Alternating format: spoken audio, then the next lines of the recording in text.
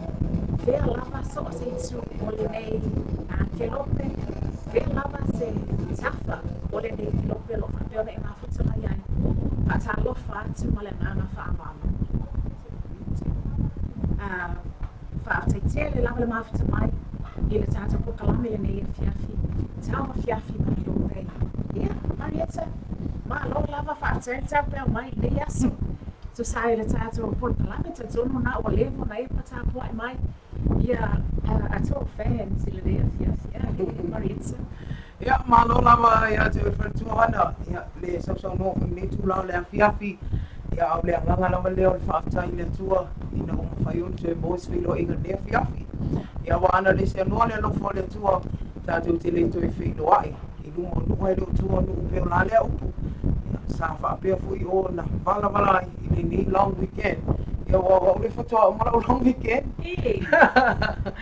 ma lo mo me ma fo we ile ke pi mo to mai ka ile o mai na ya so na yo ke le an wa bel ber ko la mo ko ile ya wa ma jo ya na abi al ma ko fa alo nei tama me nga o bang wa fa alo wa so ma lo na so fo ma la le ya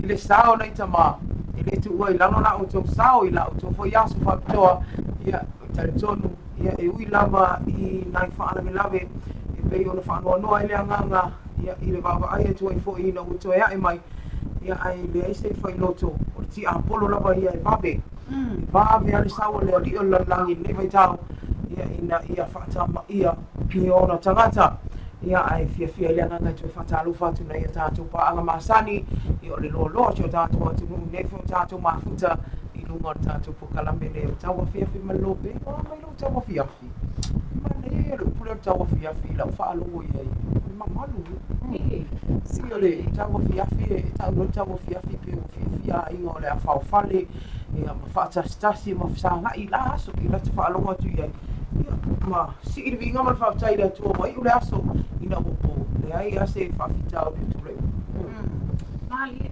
le gatele na o taimi fa pe nei le wa ma ia tule la ina valley net sorry for ya tule ina moto wa mata ona moto le la e mai se foi ia wa mata ona o mai ia le taimi ona o foi ia wa mata ona o mai le komisa ia le nei la taimi Bay on my daily tato tiny lo sa sala nei te forma taumi no te ai le tu lai on e ui o lewa matsa ona TAUAFIAFI mai ma te Samoan ia ai e ye le tato lunga lea o lo o va ai tu lava I tawatasa o le la I lona au le wa te foi ale lewa wa matsa ona ma vai atu ma mo atu ia le sulu mana I o le la Bay ona yai le tau I Samoan le yaso ia ai o lea wa amata ona fotua I mai ia taimi o le TAUAFIAFI pera ia le tato por kalame ia le mata fo ina I lea iai le tatanunga taluai ona nisi fo I o fofanga sa awai atu iai le na o le whaataluina le tato por kalame le tai au ana leila ia ai iai le tatanunga wa sa whapene Wa mato I nei Samoa le wa ye mato fa pitua vale ki e fa e dapo data lona wi a fa yo le na misi ana leila Luna wingo le la double portion pe. Kawa triple tata. Malu o vai tau suri. Si alu whakampapagi kere fu. Ya, le wo mala so tama. Ya anga fai tapo tata wa ke lo fa ko. Ante wila la. Ya anga kele ka ko malu. Fa ai fo. E fa te inga pe di makala fa no se fu le fo. Ia mai le umi awa e mai ai ngai tua pe. Tasi mala fa so pe tu. Ini kai hila ka puni ke puni na fa pitu. Tamo fai na ia tai mai na ia tatu ka tangata tafa. Le tu mata tau dia tau ila lu fai tau vai asu. Yo no o foi le na fa we tau gol malu. Mali. Le fiafi foi pe ona a mata bes ai mai ta ia jewel toloa. Stasio ona ona fatu ona na to ia mai ai ia stasio pese po vinga le tu lo ile tu si pese ale e kale se meto ti si e fo na e ele lava le tu be ona ia le ne ia fiafi ma wata tu sang ia le ngata ina amata ona o watu ia le ia amata ona vai mai le ponsa o mai le tau fiafi ia ai le tatonga lo fa pe tu mau pe le lo fa mala le tua so so fu ma samata wola ia fa ta lo fa twai la ele ngata ele na o tato amba ma wola tato LOABAY o lo fa pe ona mafata mai lo le tato YouTube channel ia foi ma lo le tato o mega ta fa ilani pe ona fa tino ina twai ia por kalani le tato wala leone ia so te tasto ia le nalo ia le tato link le na LOABAYTVRadioNews.com. Yeah, they say for me, what lads, oh, yeah, we're sick and tired of looking at our faces. Now, if you're all lads, or the laughing fellow, now, my foot's yeah, it's out of Luma, it's out of website, or Luma Foy, or it's out of simple radio app, Fatalo Fat, yeah, it's out of Luma, all in a yafi.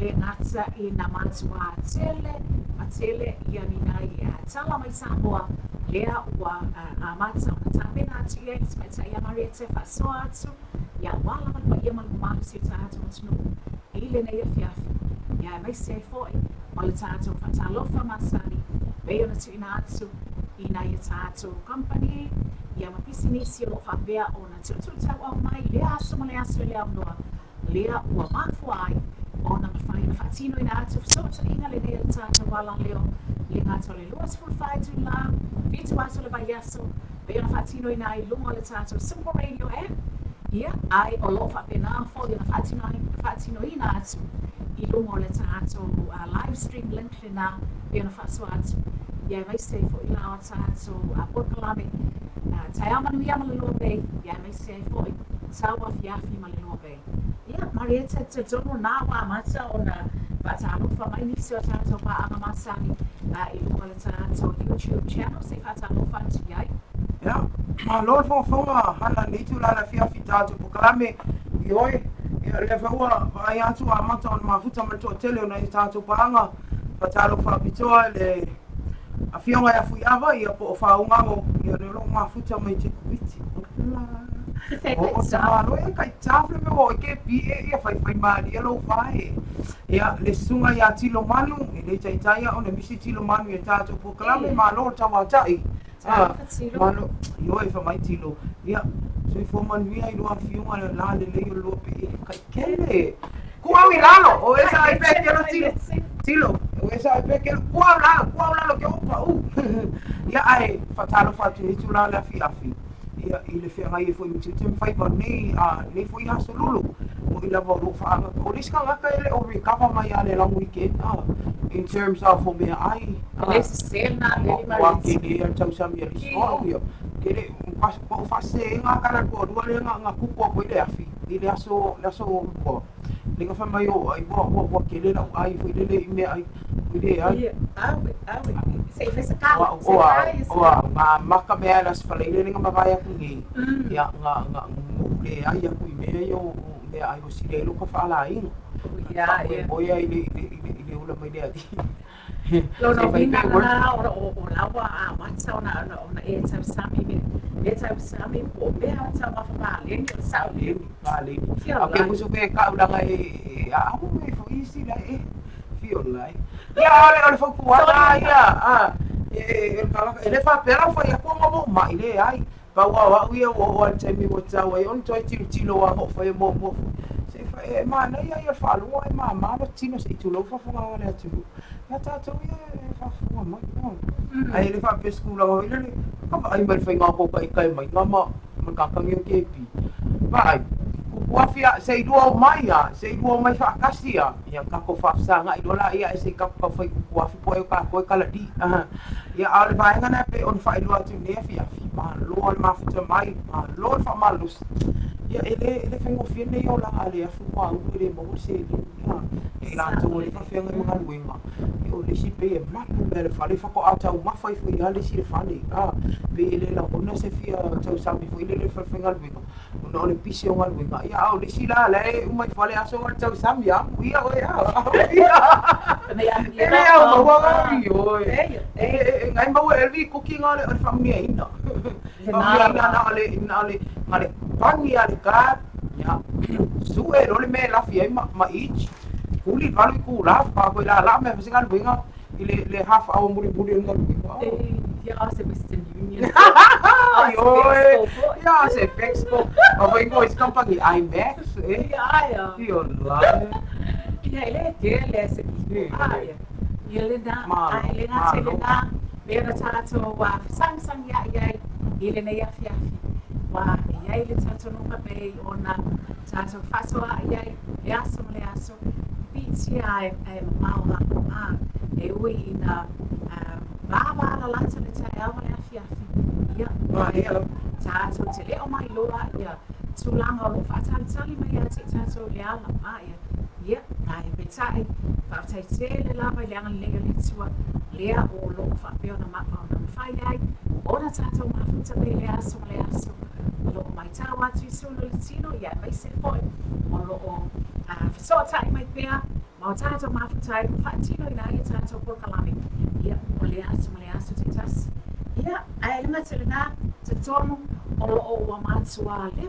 no li mai na ya tato o pa ya wa ben tato fa so ai le na misi na le la no bina la sauna double portion le ya sala mai Samoa o le ne ya fia ya tsa sabia Elo, ese famari nga tau to le tu ika ki anga sala o ile ai bis ale o la wa binga fale o tatu tala mai Samoa ona o le lango malu sel company si dio malu si tatu company ala ako group mai nga o masui mal mai ya la pe so o sala pa fa na fi te o le nga ka le so ya mai na e o ngeira tau mi uni mai e o le ala o tau whai ya fui o le ala o me o le mai sa uni mai mo le la kom whai ua kure ama mangi stai venga le plastic board pam le nai no o tau mai moanga fa le tu la le afi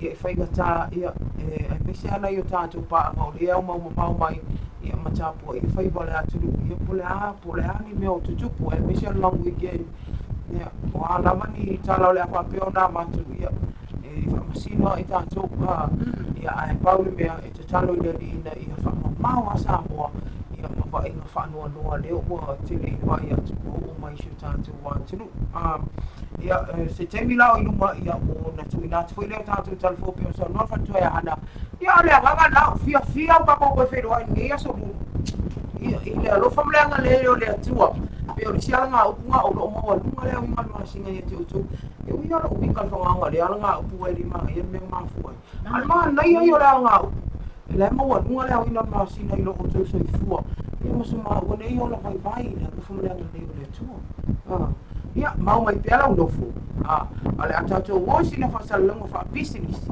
toi tali mai ia una abatu lo le tato talo tau ia manatu e tato fa talo fa dai tato company ale ia ona tawa lunga i lola ia tato talo mai Samoa ia mama tano to me fa ia hana ai wo tal bese tau mafala ku kofi o la ku o le la tu watu sina fasalanga fa business dai tali mai fa wa tu tato po klame TAUAFIAFI mal lobe lo fa tai Marisa, ia, tatono, o sasi nei o whātua, leo te loa, tere na whaiwa lava, nei te tātou taata whātunga i o taimi whapene, si ona oma la fo la leo, o fia le mea ua, o koe la fi mai e tako whākua le. Ngā kama whaalele, e o ongo mai I, ai ka te mga o mia loa, fie koe koe so e atu, ia, o lafi mai oli. Ia, ai so ia, lea la tātou o atu, se e mai, I mai I, e le tātou, whātunga lea, pei o na tāpena mai ai, ia li sunga ia Samoan TV. Ia. Se ka fukulo kasi ia. Fukulo kasi ia Samoan TV. Mai taton, taimi whapene, taimi ustao na amata o na tāpena le koka, ia po o vela fo le koka o le afiafi. That's kuka lea afiafi ali Mariet. Sorry. Ke lo el mero ke fia. Ia ke ni. Pasila sa kawa ai me fai ai tau. Ia ai pangale a pe o fai atu mo te mo solo. Ia le ma fai. Una le mo ka konvita ina ka bene fai. Ia. Kalo si ia umi. Ia vai pe. Sa oi lo. Kalo si ai last. Na ai last. Ia, lea o se e mai tonu le suma ia Samoan TV stasi leo ana whātunga. So vātu ai I le tātou ora kalame le nei afiafi. Ia, mai se foi mamori atu ai I alofa ana, ma le whata alofa foi I le tātou ora kalame le nei afiafi. Ia, ai e tātou te leitu e taliu mai, ia awari si vai na le tātou ora kalame. Whata tia le lava, le mawhita mai, I si tātou atu. Single-use plastic water bottles are a big waste problem in Samoa and for our planet. Do not throw away water bottles after drinking. Take it with you. Keep beautiful Samoa clean and plastic-free. Bring a water bottle when you come to watch the Samoa 2019 Pacific Games. Fresh clean water is free for all at all venues. Keep beautiful Samoa clean and plastic-free. Single-use plastic water bottles are a big waste problem in Samoa and for our planet. Do not throw away water bottles after drinking. Take it with you. Keep beautiful Samoa clean and plastic-free. Bring a water bottle when you come to watch the Samoa 2019 Pacific Games. Fresh clean water is free for all at all venues. Keep beautiful Samoa clean and plastic-free. Single-use plastic water bottles are a big waste problem in Samoa and for our planet. Do not throw away water bottles after drinking. Take it with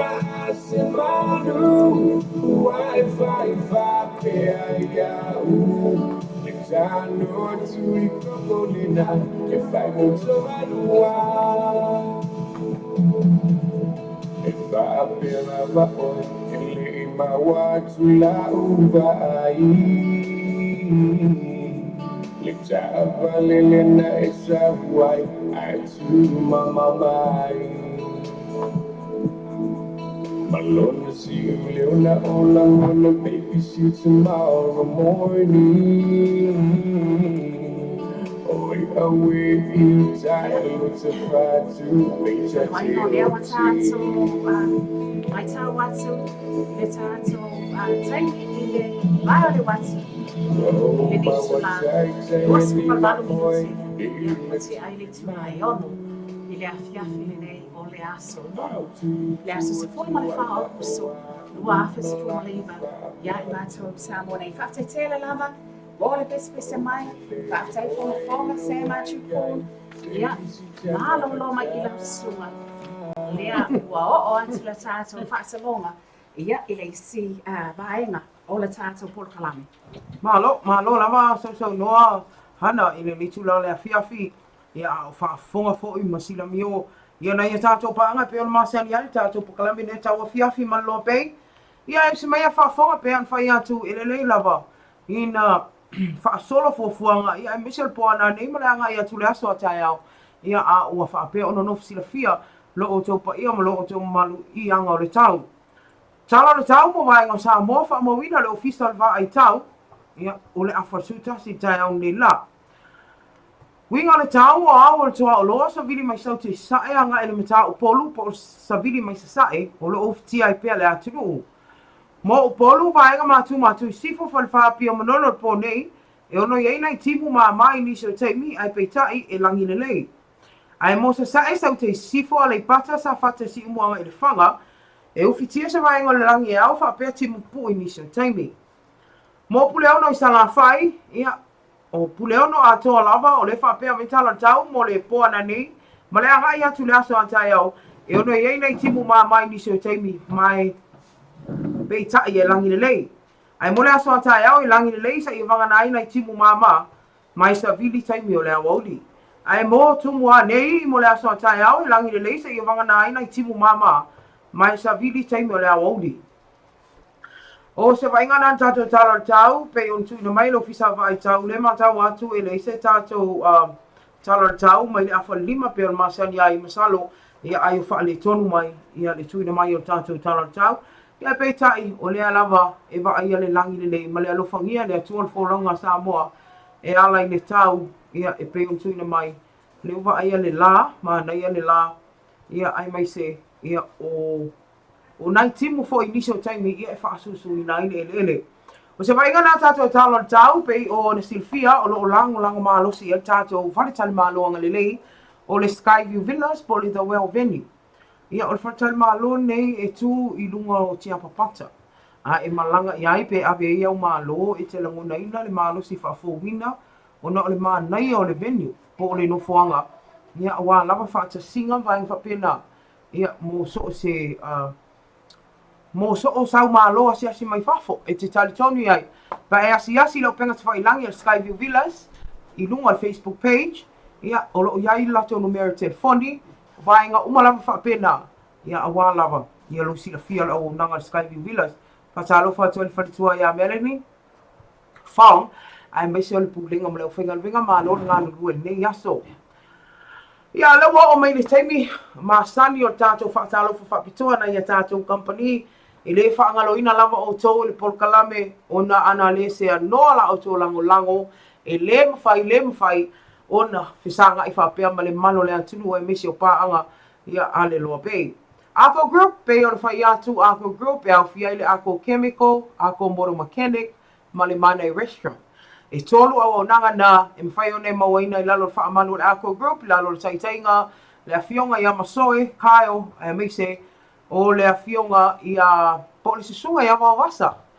Tama loa wawasa ia e misi o le tamaita I a miri, pulenga mo le whenga luenga.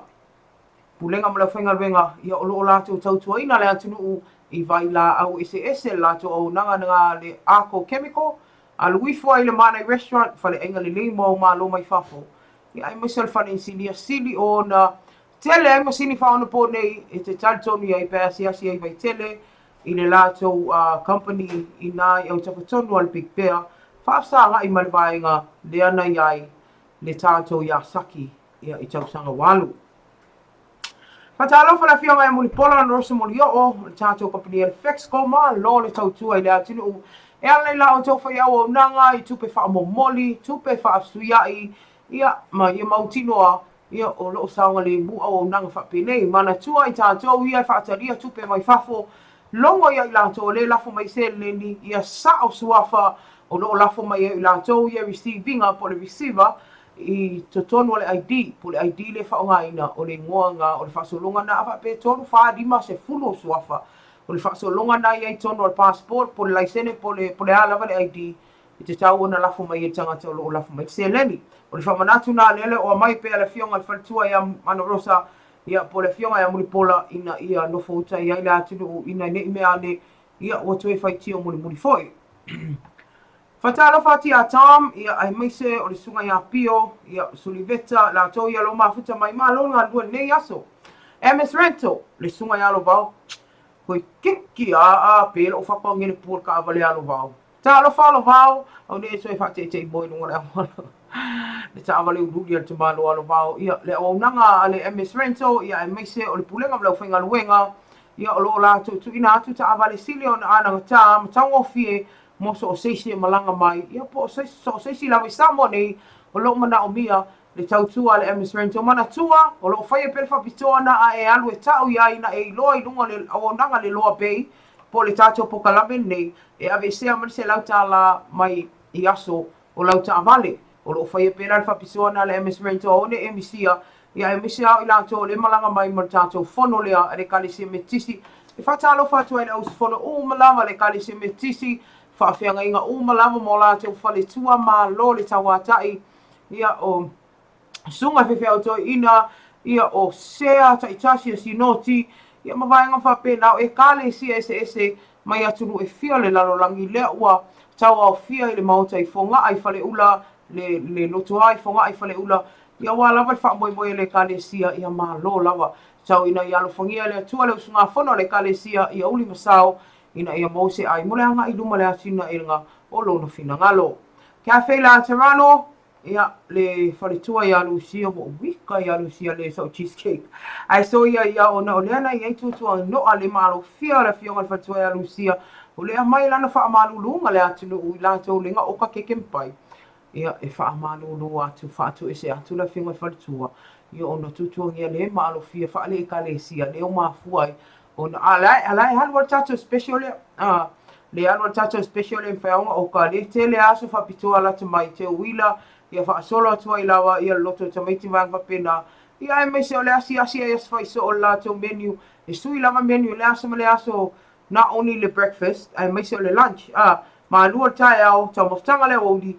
ia e te maua o ma family loto tau maftanga le Cafe La Terrano Wilex ta alofa lava ia Nathan Wilson sia o Nathan o amai ia ai mese o le pulenga mle o whinga venga ma lo le ngalulue ia i le tau mawhainga lava tatu o loa o le koko loa suka laki tofo lelei, pepa koko tofo lelei, koko Samoa o loa ia fausia mai lava ia tātou lava fua whae lele anga e mese lava le koko e mese o le nonu e le ngata la o le whaamuria ina i whai whatoanga ia le whaamuria ina i whai la tau e whaatau ina ona o mea lava mai le tātou siusio manga asi fo le Wilex ia te maua ina i le lata whaasanga i ma le loto a le moli maua i ova ia e anu i tua le awala ia e fia lava le sunga ya Nathan e soani mo oe i se vainga i timana umia ai le latu tautua.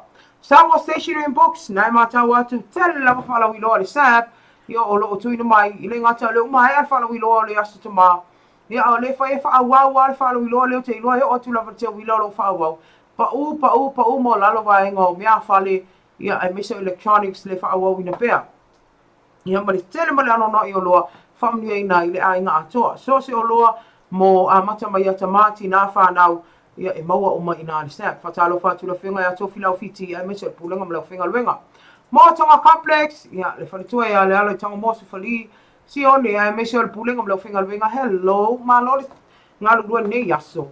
Ia le whewa a whalawai aso mā lo lava. Le tawa atai ia le tautua ino le atunu ia e ana i la o so o unanga tuina atu e pe o mea whale nanga tā mātango fie mamanu ia ono fuata avale, ono fua o mea whale mo le whale pusa lawa vaenga mwhapena e uma nei po o whaamalau ina atu ia e nei alo susua i funga lei ai meise o le lato whatali malo i te talitonu wai lato potu pea e tala au iai ma ave e o malo mai fafo le ngata i lea whapea namnau mia sau sa ia e mo whatava le tongi tau ngofia ia sufali i nā i funga lei le motonga asi e le lato Facebook page e te maua i sanas whamtalanga.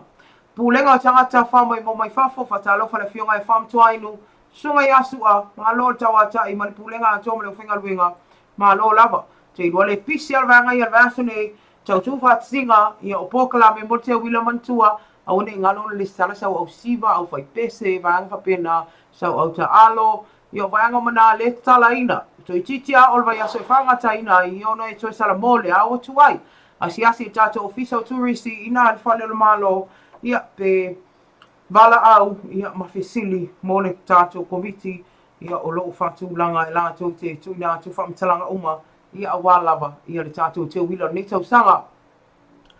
pulenga marsia o toi tise fa talo fa pitoa le finga ya sila ia tolonga tātile ma lo le tawata ia mise le pulenga ma le finga luenga ia ma lo la va le fa malo losi ina ia mauti noa ioi pe ko loa si va inga le taimi uma ka ke va ia i ta vale le PC ia e uia lo di poche ni si fa be sao sao ele ai o la ki le finga luenga ina ia mauti noa o mau sa mo ia le tise sa le mu o ne pe pa wa e pe lo le pa ia o ki a ko ka ko fa malo le PC nga lulu e ia mai mo mai pe ai lunga tātou poklame tele lava ina tu atu ai tātou whaasala longa ia o le motu si o le tise walvaenga sili lo tāua e tele ina whaitio ina i tangata ono le lo te me motu si ai le tise i le vaenga ma le vaenga le aturu o le tūla i tāua mai mo mai pe le LOABAY tele tai au mafiafi o le atu ina atu ai ia whaasala longa i ale PC po where vaenga wo o inga luenga wha leo o wae ma losi o le tise ia e tu ina atu ai lava ia ma le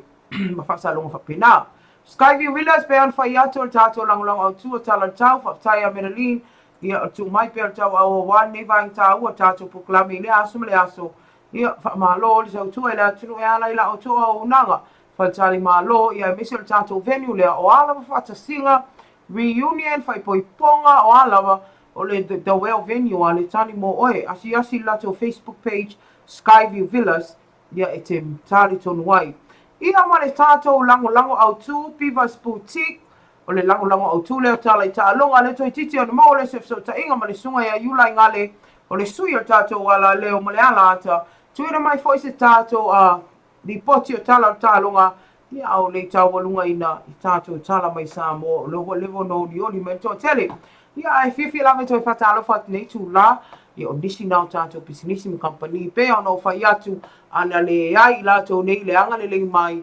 tātou te le whainoa i pea e le whangaloina le vai lima brewery se tasi leo pisinisi leo o mawhai o na ngā lupe whaatasi ia a whaapea o nai ai au maa lo o lo o tau mawha ava wale maa nai a fo il vai lima e mai a malwhautuanga drink responsibly no winga tau mawha pūlea a wane i pūlea o ele ava ai ia e tango i pūlea le ava e maua le whaamalo stino a whai lau nai ai au maa lo mai whafo o lo o fia tau mawha i se ava o le tali vai lima pe ona whamai tātou ua uma whamari pālangi ua uma lono winga e fia lava o ia e tau mawha i vai lima pe a tau mawha pūlea ia nisi la tātou pisinisi company ia e pei o na tuina atu whaaftai tele lang mai pea ia moa tātou whaasala longa o le nei tu la o le a tātou voice ina tātou pese foi mai maua so ta inga ma le sunga ia iulai ngale a was whapoponga tātou tala i ta alunga au te alwese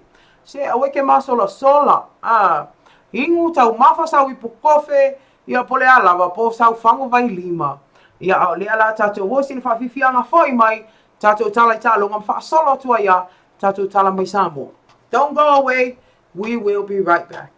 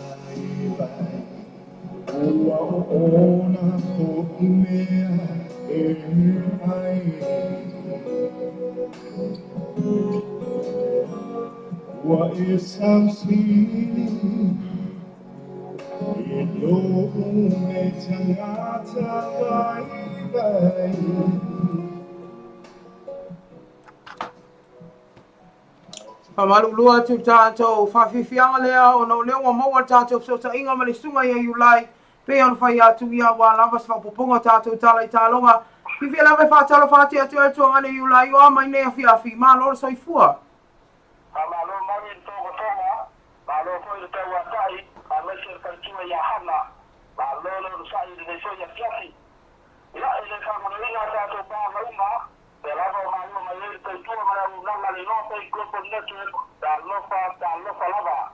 Ai si mai ta fola o se ta fola ko ile ta te tala ta longa o pai o tu pa tia mai natu o non so ani ma si mai al kare o ko ngale nei e piva politik i sta de ma to nga ku una sala wilo mai nei al basketball la tu ilano si purpisi per usare la mastura ilano non vinna malo sia il set sei o rialla gift shop la tutta nella Roma ha fatto un giornata di sangue under 17 Oceania Championship il altro secondo il Vasia o il secondo secondo pa o la Vasia nei la fai tutto il carro tornira o sta di sangue nei sai di ai a un sacco di altri mali o il altro il sportivo per usare la mastura il Lulu se fu male tafi mi sono stato tala il faiarina io per un in Scilla ya ai stadi il fai un vai sono tre nei o se la dei manaccio le lista la bomba e tola ya Israel for life la falia inizi e lui la mano malo o Italia allora io non parlato no mi si au ma io la o for life fa se sei inizi for life no la necessitano o ma poi non mando io per una faina del Wallabies inizi la tutte fattuate te la variate io periodo sia o for life la fa butta dei la capia in Italia non concavate e tu siamo le famiglie di una tala ona mako mai kana tu singa ilunga per la copa ilani la kaya fa matala ilo ne tanto lunga fa ken sinale sta pea o matala e kirese pe yo na muri lunga fa ita ala la oi fa so toma pe pelo mai si o ne la tala uma a spaiele tala mo e ana yatu mai watu che oli o ia tu singa uma so laru la tu ina ile la kapia au Italia e se tu singa ma fa la kavata nei la toma ma se fumo milione all'alti lo tutte o non sa il lì al follau e fino a un'aila non sa cui l'uomo non si non ha allora sa uno dei riporti e se dio ma nel luogo se fu guasto il lato uno fa ya turtino tutte e tu sa ma nel luogo te si ma nel luogo milione là mo isce al follau e se so di ai mo non sa il l'uomo non si non ha ma adesso alla lati le fa male l'uomo non si non ha torno per poi le sa ma se sono con arrivo la scorto se tema mai da scorto se tema ma le linda o se fa una mai più buone dei mata a fare le famiglie in Samoa ma la che poi la soffa che vuole pensare poi e non sono fare una ma io mai no arriva ne ai io sa ma no le poi hanno la villor pacifica e sa allora mo in Italia vuole rispondere la linea che tema la dan mano ai apali ile tau sanga nei wa ai nei ai gol bola tamaltai mai banu watu lungo no nei ma ci mi pegno se faccio tammi lo sanga pa pa tele di tono sai mi sta tele pa lungo variaso o poi molino di ABC Beach Volleyball Tour going to open 2019 o da aule nei tamaltai banu watu le poi inshallah wa manu il pin anno il buon polo in lungo o da allora la pacifica le ha di mano la tu il macino di ulai il cansana la vale dei andate tala bulli o da la ma lei il comito da la morta allora o ma le sta culena le Commonwealth Games le aveva il che a camaltai o le bulli lungo ma le power for tennis o mix da allora al giù o da allora la picchi scutascia mano per culena le lua se pulu ma le lua o da lua la ta portare sta allora vuole degli asso ma sono fatto un po' di ma tutto lei la vicino tutore dei piatti ma sei fuori malo faftai ya tel tonga le ulai mo ta pena ya na o fa fonga la tunu ya I se tong fainga me tonga ne ulai manu ya ne afi ya I tu tem fai malo fenga ye malau sunga ya na wa fa fonga le malo se ta to tunu ya ile I fa poponga fa tala ta longa pe ya o na ta tadi fo inisi awai ese ya tangata ya ma le vainga o ta tu poklame I tuli matai ya pela ona ya ile tele vainga na pe o na ta wa ile sunga ya ulai ya o le su yo tanto a o nanga LOABAY ya pe o tuna mai ya fa fe tai lava ya mo le tape nanga mai ya le wa fa fonga I fo tanto paanga ia misa le tulu ia I whapopongo tālai tālonga. Ia a ole nei tula ia o te loa. Ole a tātou ngolo ia tātou news, una o lewa ai atu. Ia wa whai asi na mawe whai o tātou teimi whaatulanga ina ia ai o tātou news, ia o le pe ia ono whai atu, o le whai lau sala. E whai sina uhi o tātou news I nea whiawhi le umi kele whai ia o nisi whai o vaenga, ia o wale sila whia. Ia e siu tātou a tunu pe on whai atu o tātou news, po le tala mai Samoa o lo lango malosi ai tātou company anga lelei ale Aukuso Group. O se mea whafonga, o se whapoponga nei o tātou.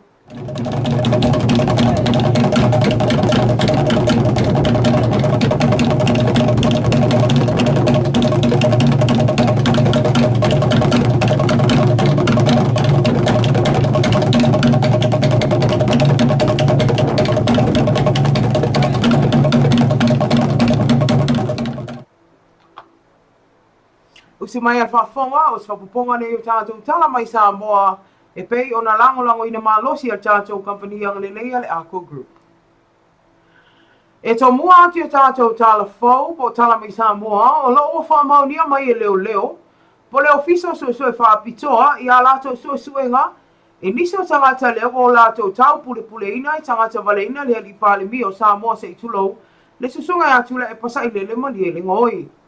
O nei suenga na whaalia na amatalia le masino o mawai, lea o TAUAFIAFI ni tangata soa lua e whaapea o se tamā, malona toa lua, o le lauli, lea fio anga le pe ono tāua, lea o lo ua whaia whaatasi e suenga leo, whaatasi e mana soani a lim whai pule o lea fio anga, ina ia maua so spamtalanga, e winga I le mafua anga o nei tau pulenga. O nei tangata toa lua lo TAUAFIA leo te minei whaateli ai pea suenga o tua inga. O ila ua nei lea na amataina tau pulenga e pe ona whai ai ia suenga leo. E lei mawhai ona mau maise au ili lingas whamtalanga ma le komisino leo ia fui awa ilili I ken kaio. Pe o le asa isi la asanga ua o iai tau mawhainga o suenga o le nei mata upu. Nisi o tala o se misa po ni fusuanga I le vao ni alii. Lea ua mafua ele mali o se ali e tolus fulfa tau sanga le matua. Ona o ni manuanga tunga I lona ulu e pe on le putea mai foi. Ele ofisa o leo. O le aso sana se mwai atu nei po le asa o tamā le ana whaalia na mali o ele nei ali e sua whaia mefi po se tala o fale. Mai le afio anga o mata autu. O se tamā e to ono si ana whanau. Mai whai foi lona to alua. I le fale mai tele matua tua. Mai nei manuanga e mafua mai se fusu anga le whaia. I le po le aso na I se mwai atu nei, a o luma na I ai le aso sao tamā. O loo tua ia I e whaapea o se maana whaunga ina le ali o loo tua ia, e tu I ai le ulu se I tu loo si nei ali ua maliu. Ua whaalia I poti mai leo e whaapea o loo o TAUAFIA mo moli ai e leo se ali I tala vau mai leo ne. I moli anga le whasi o tanga te wha moina. O no tua inga ilo na whaau ina ni manu anga tunga, I le tamā o maliu. O le nei ali I tala vau e whaapea na o sfulu valu on tausanga, ma o lo fuafua I tūla I luma le whaamisino o maua lunga I le aso lua o le masino fau, e tali I moli anga e pe una tā ua I lunga.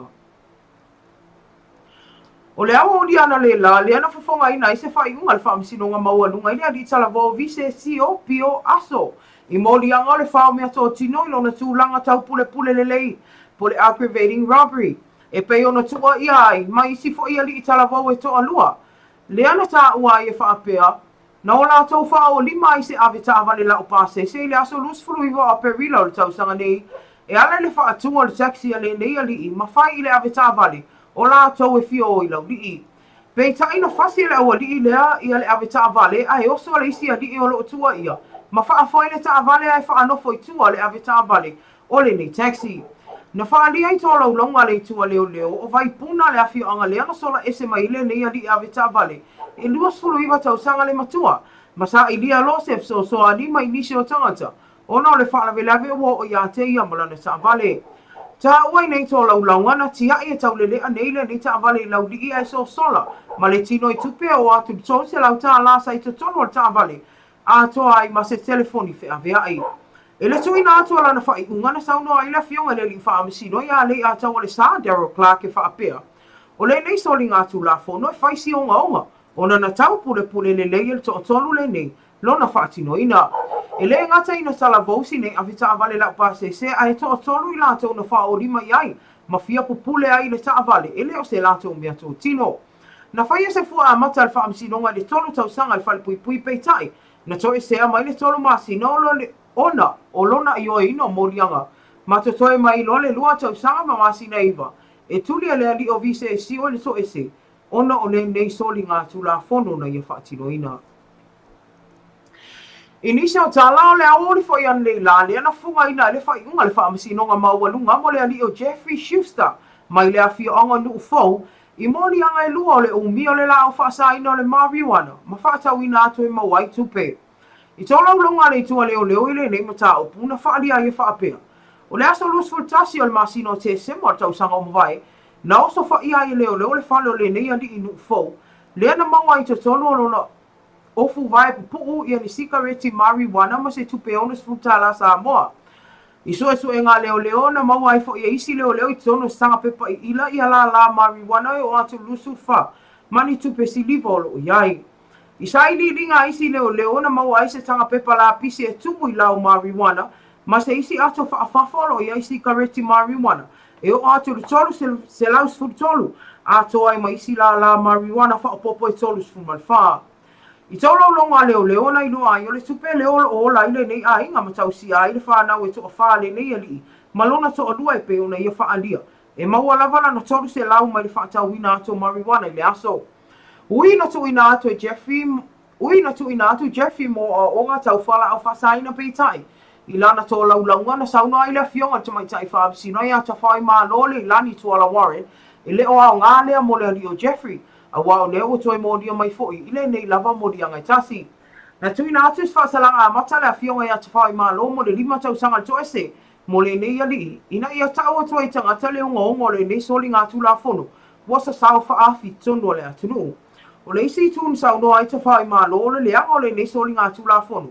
Na whaatino ai le nei ali o lo iai malana whanau. Ma ua awhia ai mata mai til whaataunga o marijuana o lo whai asa uma. Molona yo ina na molianga na to ese ai le lua sultasi ma sina mai le lima tau sanga le nei. Ma to toi mai lo le tolu tau sanga mle afa. Ina watu I ai malisi tolu ma sina fa opopo ona o lea. Sa ia solia mua. Le nei tula fono. O loo wha wina na iso enga leo I tua civis. Wha lavilavi tau ta avale le ua ma iso I fuani ali iso alua. I li poti mai leo lo whali a io le polas farailing se invai atu nei.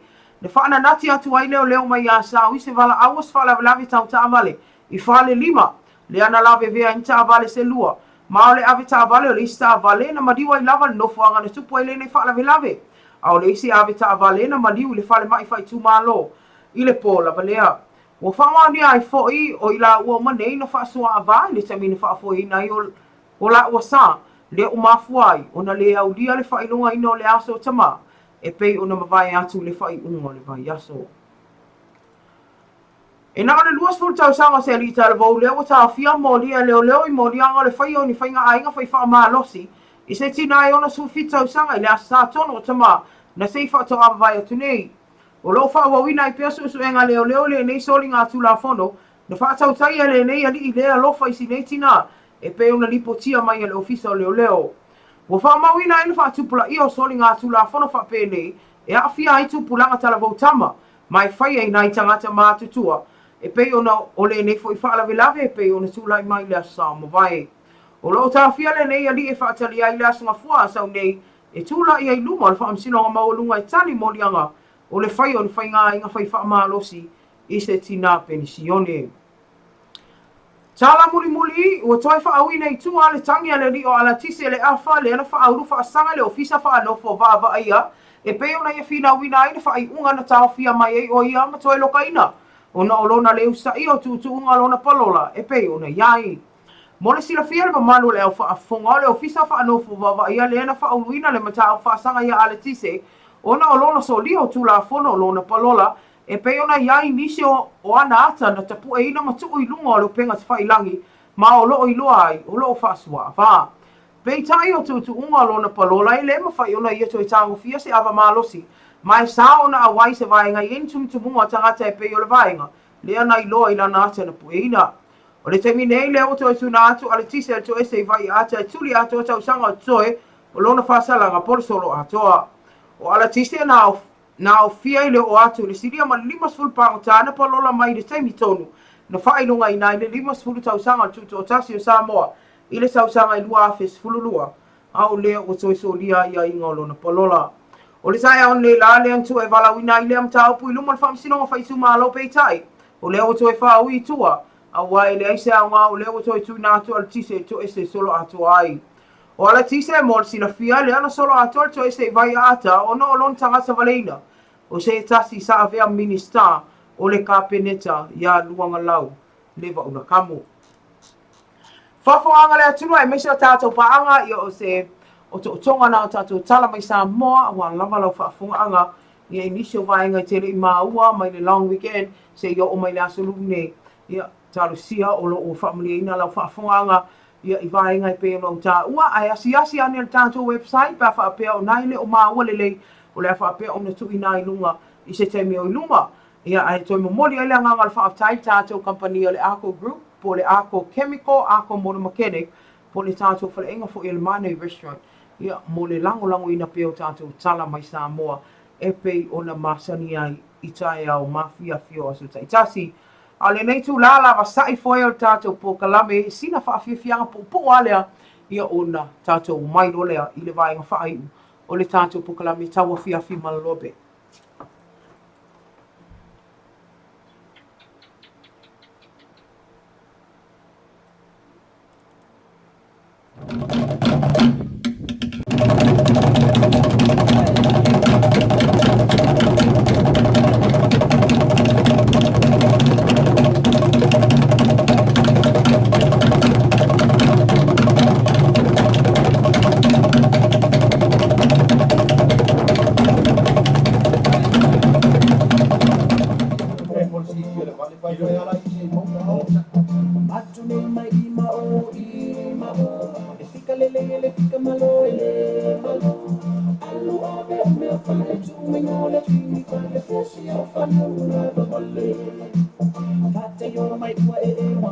Sorry, oh my.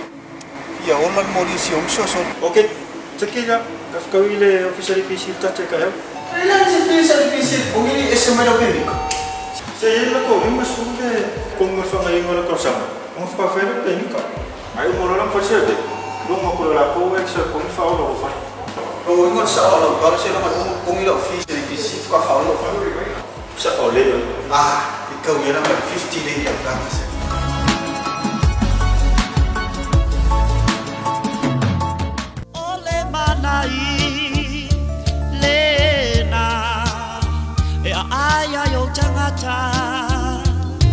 O e tau sa ilia se fale ainga mama, tau ngō fie, e ape i lo a inga mauo e whai tau mawhtanga iei, mō le kiwisi masi ma le tau sangapo, o le tala fia le nei, le mānai restaurant i Savalalo, no fuanga o le Aukuso Chemical, tau fo ile ese senga o kuka whelesi, ma le whelanu lanuai, wala au mose i le atua, ina ua mō le manawa i Saraelu, au ina mai le mānai, i oe, le Mānai Restaurant a fio mai se o tātou tufi tau whao ma whao ngā le Mānai Restaurant i Savalalo.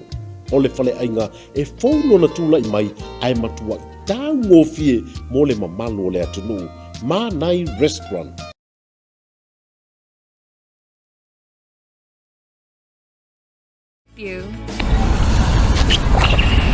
Keep beautiful Samoa clean and plastic free. Bring a water bottle when you come to watch the Samoa 2019 Pacific Games. Fresh clean water is free for all at all venues. Keep beautiful Samoa clean and plastic free.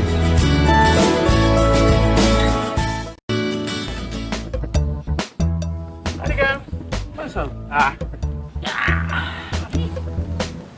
Aloha. What's that? Crikey, can I have a taste, mate? You know, moly.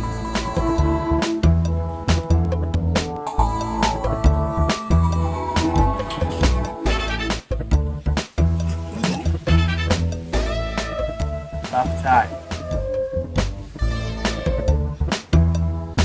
Very manaya.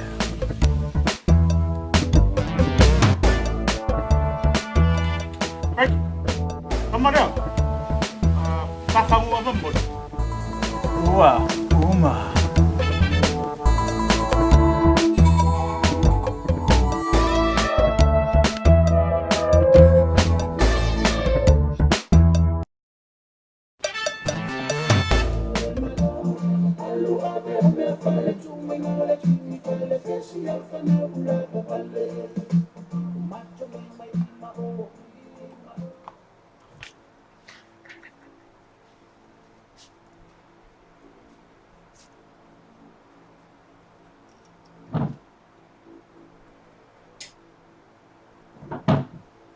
Ia, nai whawhiawhianga nai pe ona tawā tuai tātou pō kalame ne tūlao le whiawhia e toi whaatalofa i si vaenga leo o māputa mai.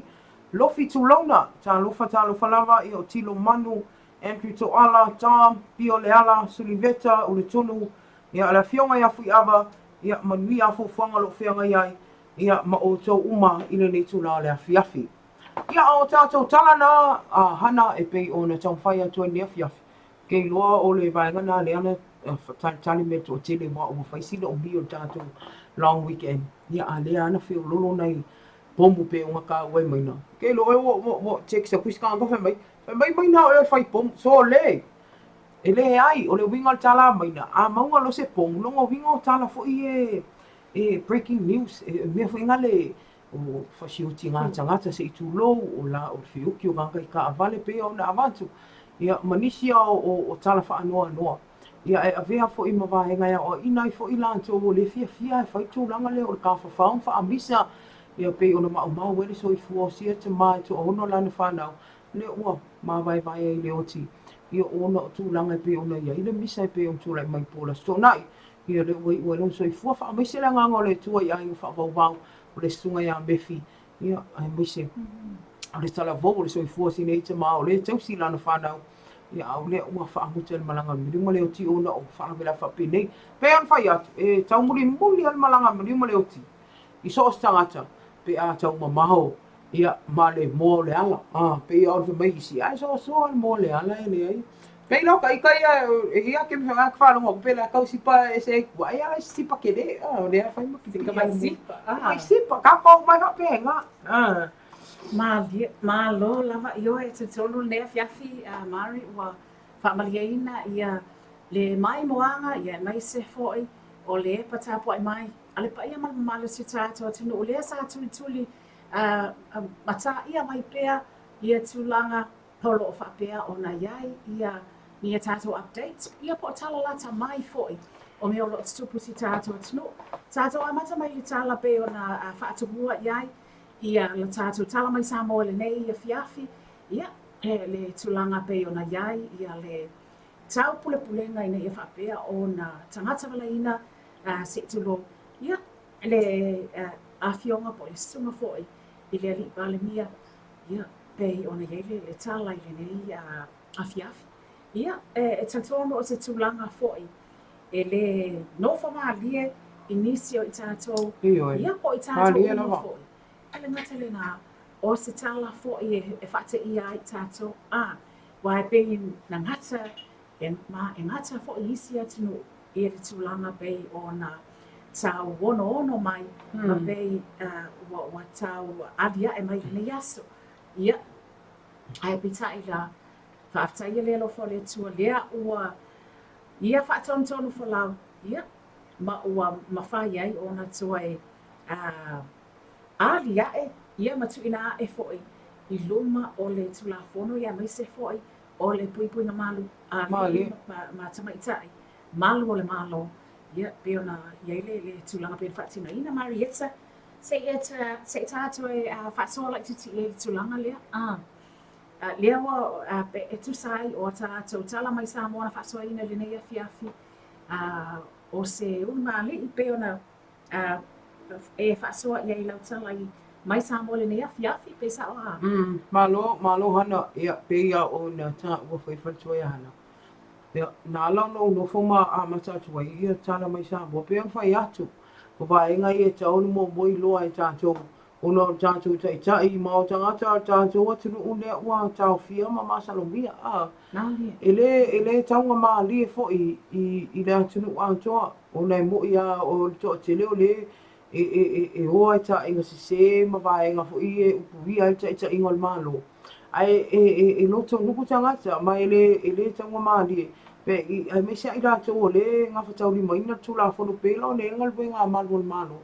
Ele fai ngofie pe ala o na tu ina mai fa amao ni me lo fisale o le fa o ina iso nga pe an fa ya ele fai ngofie so nga mta fa pene awa pe an fa ya tu le am tanga ma sino mo vai ya le fa to ata o fia mai ia ila o le masalomia ia le fa pe o se te mai no futane ina ila fia o ngalodi ia fa amalu lu ila fia o nga wata ua fala wetele ona le mafai ona alo ai le fa tino nga luenga ia fa tu stala ona le ua tu ina mai fa tanga e ta ua ai ona pe ia le ua maua o le ua ngalu lu e fa tasi fo pule nga malu ali fai pule ia ma malu malo ina ia au mai ma eli mai le mau fa matalanga pe ia ma nisi tangata i tu o ne tau pulenga a wai a mata i fo lai titi a oi nei loa pe uma i wa te le ia o le tu e fa no ai se tato to e te pa tato fa vai po i lai fa vai nana tau au na ngalo ma malo ele di lalang ia na o sina fa manatu i tu watu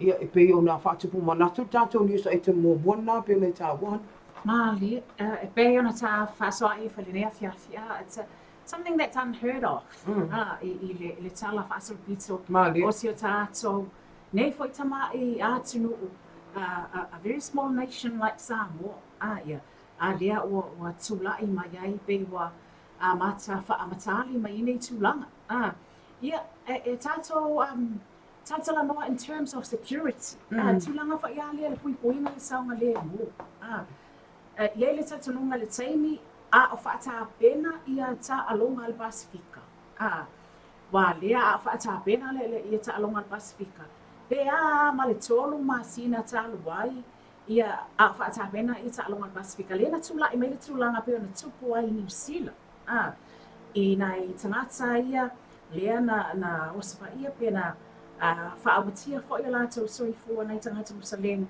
lea na tula'i mai ai le fa'alawalawe I Kalaistete pe ona iai ia mosque attacks I Kalaistete ia iai lava fo I le lagona pe ona tātou toi natu atu iai a o tā pena ai ia Samoa I lana ia na ta'alonga pe ona sa alo atu iai lea sa talimālua I ta'alonga al Pasifika Sasi fo ofisili lea sa atu ina atu ia tātou por kalame fo isa fatino ina mala fiong le ali palimia.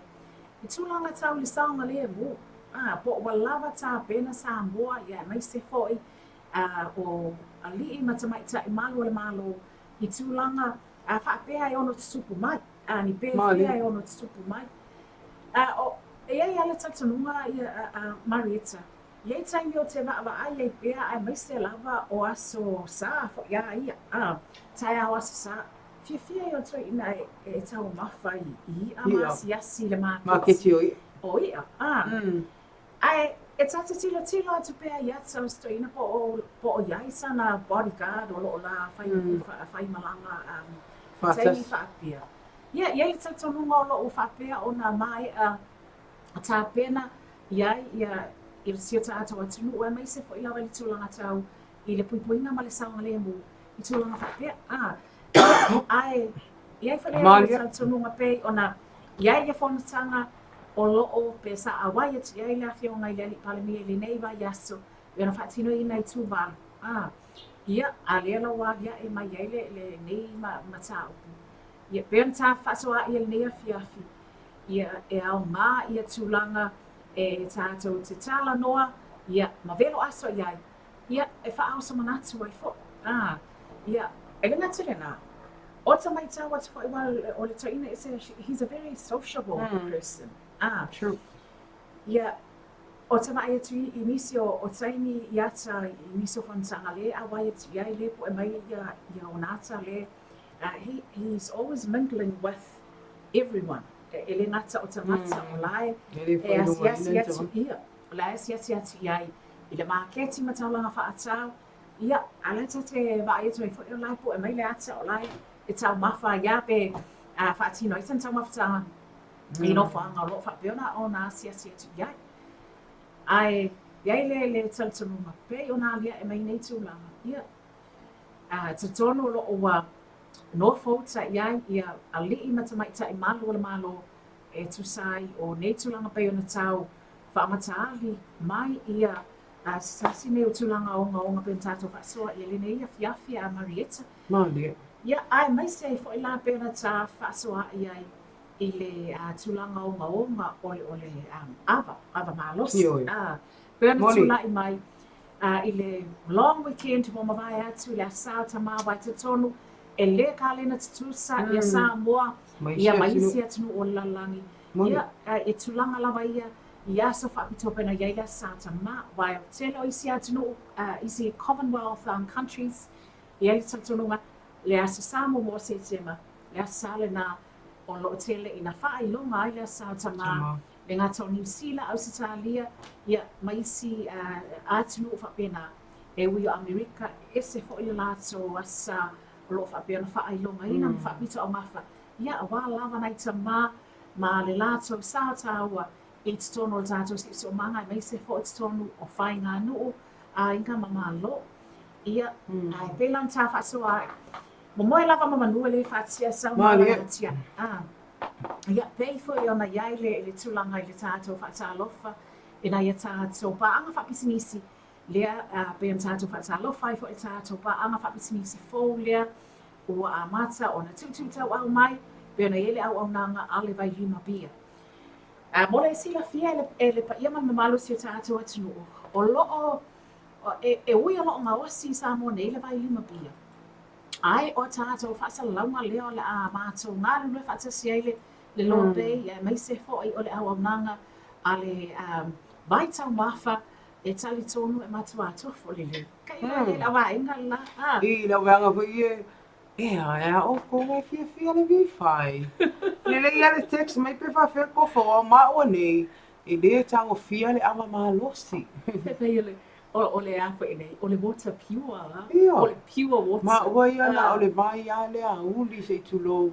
Ia e text mai po le ale tofo o le tama leo vai lima. Ia le la tofo. Pe o ona pe smo malia pe mangalongalo. Po le alo no tofo. Ia le na. Pe ono o atai fo i seisi atu lama va lele na mata o tasi tangata o etitiloti ia. Ia umane fe mai o to a fa o to se fulu tangata o etitiloti internetas. Ai o mai vo ku sanga a maka e lele e re kau kala e fiuga mo ia uma inga ia ngale mo fiu kau fiu ia pe le alba la o se tulo. A tono ni sina winga waka ki whalonga pe on whai atu ma ua ia mā te leiloa. O le whai atu ma e leiloa e ma ua winga o tangata e maua le mea leo le maua kama leo vai lima. Maki vai aku le pārangi inga le ngā e whika le lei ale ele sau. Mai ua uma. Kai hika leo rupo o. I le umoranga vai lima pe ia o langa me ko kingu. Mālia. Ai mā nei e o whi au nei mai e. Whai mai tau mafa pūlea. Le nā tonu. E whai mai tau mafa mi mita. Pe whai mai tau mafa fia fusu. Pe whai mai tau mafa whaari. El maa losi le ai. Lei masa me pēna. O te iloi wha pēna uma ia tūlanga i awa malos. A le vai lima ia. O le la tau la lea moto. Drink responsibly. And enjoy responsibly. Ia, pe la o na tuina tuai le tātou whisota inga le nā male vai lima e ui e le o loo ngā osia. Ke rega tātou atu. O la ve whaua kua hana. O mangisa lo isu aka tilo manu. Ui ia. Ia no ko le aka i po e mai e ka i maa lie foi. No inga le whapeo le ka ki me pelo kui rumo o le mamalo le atinu. Ai tilo. Vai, whai whale le. E siri e ka mai ro kwe aku ka mai ka mai po au vinga pe ka ngoi ingul vele e uma no sa pusa o au vinga e whaandia. Se ma whau tua tua ila tunu. Po oela le sile uma loa ia fe lo le silua. Le ai. Na tana se i tātou sili atu le sunga ati loko vele na e ma futa mai ai. Wai o le tātou sota inga male vai lima bia. O le sila. E ui o le o se vai tau mawholo o ngā sia i Samoa. Ia, mau ai fo to tele nisi o se tātou tunu o lo whapea, ona whawhainga luenga ina ai, i tono lea au nanga i le waile ngata, o le vai tamafa lea le vai lima, ia ai o lo ngao si ai fo i maisi vai tamafa, pe ona iei le Coca-Cola, ia, maisi tau mafa sua malie, whapena, ia. Ia, pēla ona tuina atu, o loo tau mawhai e Target, e ala i tātou whasalama nei. Ia le pa ia man mamalo si o tātou tunu, o loo a lala, i so lafa se tafo ni usila. A whai o le nā o loo iai ia ni wha amoe moe fo i leia o si tau ainga, ia po o se mawhitanga fo e se whaapatispatonga, ia se whaalapatispatonga po o se sosai ete, o loo whapea o na whaatino ina pa o loo fuafua ina. Ni pāti whapunga aso whanau, tulanga whapena.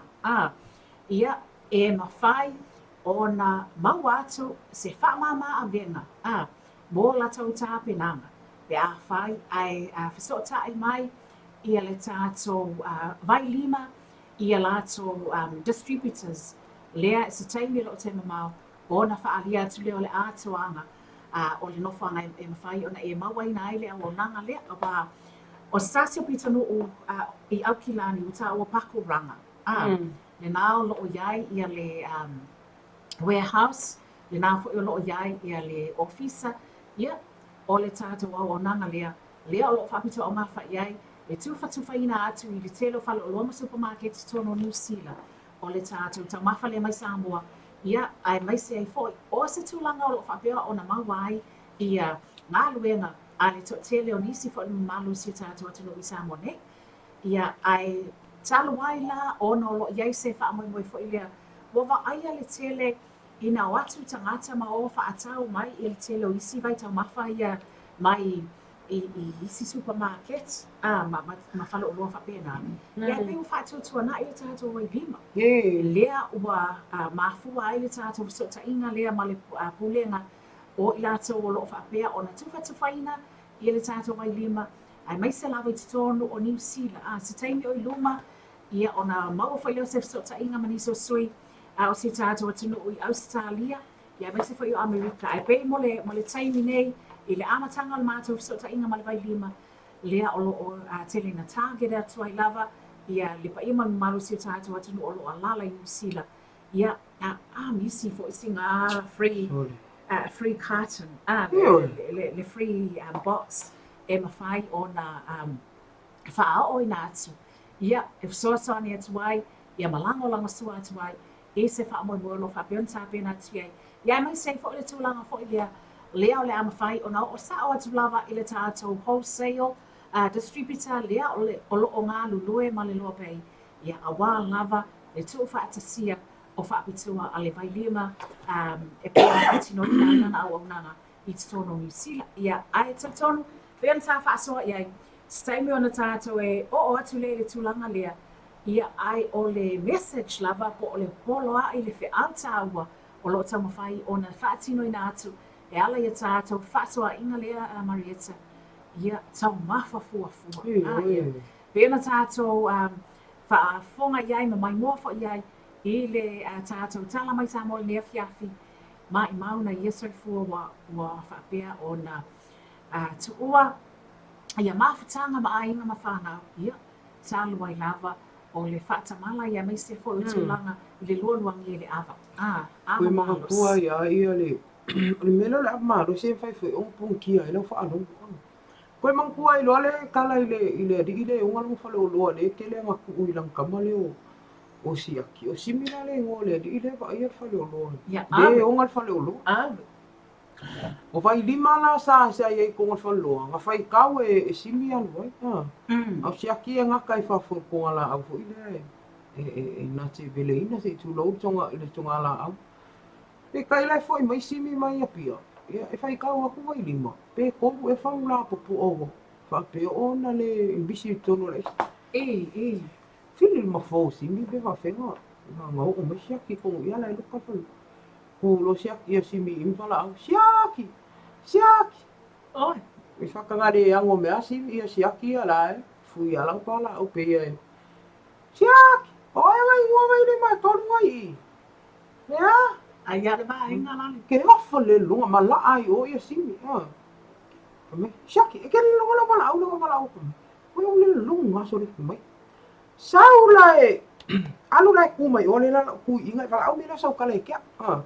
Sau lo malo si aki ku ia ko fa lo mai. Semi. Ai ki kilo ku lo ia si aki le house ke ora se vale mai bo ko vile. O ke le manga fa house ke ai le lo foi poi na ko. O fa manei o fa munei. Lo por sa video ko o lo fa munei. Mala aulo. Siaki. Fakangale yang mo. Oi lang ako, ka house ke. Ele kalma mai. Sa ole sa video vai. Vinga lá kala. Ele anga fa fa lo belo vai. Pea ele tau mafa lele. Mai tau mafa voi lele sa me anga ki ngua. Pe longa ele ali. Ala la sa osko ingo. Felele le la longa ise me. Ia le ala wale la longa fa le ali la. O le la longa la le ali le. Nga lo mo wai malanga. Nga me Eric boy. O ma wai male over. Male over. Feel like Ia le ma na. wai foi ma over. Sa awai lo ma le tato fa ali le tato e pe ona tu inatsu. Le ko su e ple vai vi ma fai mai le kala le a spalang fe le to lo mai ma le tato tama sa mo le lo ma le tato e. Ia ua uma. Ua uma. Le lava le fia po ina ia tula.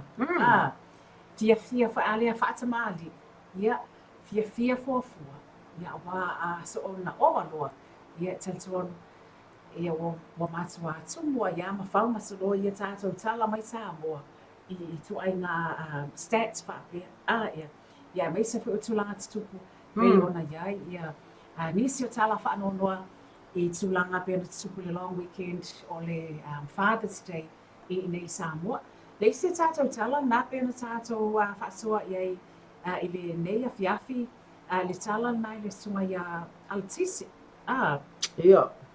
Ole keilo ko ki a misi a ole ola ko le pipire wala tise ole le famsino fa tu malo Kopia ala ko mai mal probation versus ala tise le afa Kopia so one lo probation ola ko le makal mo mai kinga probation fa mam la mala e fa mai ola ko le ma ve I ale mka opo ala kise ko kongu but ole ko miti ole parole le no so e fa ia fa inga e ave ko ave o kuri non fa salanga pe ngai Unga le ua o so lia po wa preach Pero le ofisa fa no fo vai le na ave ala tise mo le case le ona lo ma tau I lunga pega tfailang ia le pu ele toi pose lilu le ele fa mo vele ko sau kashi ala se ko sau kashi ala ia ngala bo sola lo ala so ka ko sau kashi ala ia le ala o toi ave sta mai tono vai ata ia tu le non fa salanga pe ona ia Nia ua mise fu family anga ia ina le tale palola ia wa ole tu ngai le toi o mai tu artist